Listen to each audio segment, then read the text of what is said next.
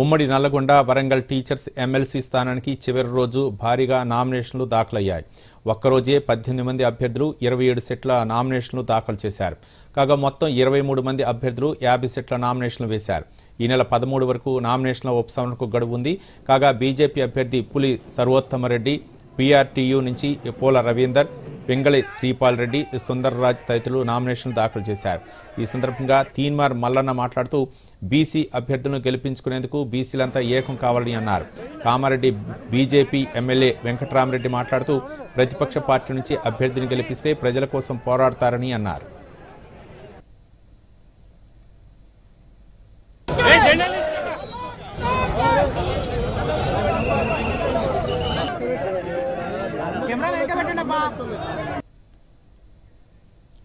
తెలంగాణ ఉద్యమంలో అన్ని ఉపాధ్యాయ సంఘాలకు చైర్మన్గా ఉండి 32 రోజులు సకల జనుల సమ్మె చేసినాం.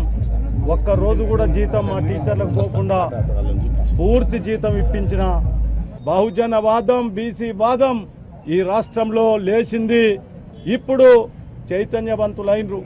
ఇక్కడ ఈ ఎన్నిక ఒక టీచర్ ఎన్నిక మాత్రమే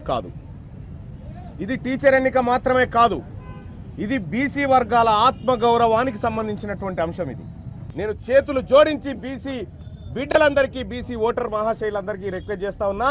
వీళ్ళు మన బిడ్డలు, వీళ్ళ కోసం మీరు ఓటు వేయాల్సిందిగా మీ అందరిని రిక్వెస్ట్ చేస్తా ఉన్నా. చదువుకున్న వారు, ఉపాధ్యాయులు, ఈ సమాజానికి సభ్యత సంస్కారం నేర్పేవారు మీ వల్లనే మేమందరము ఇవాళ చదువుకొని పైకి వచ్చిన వాళ్ళము.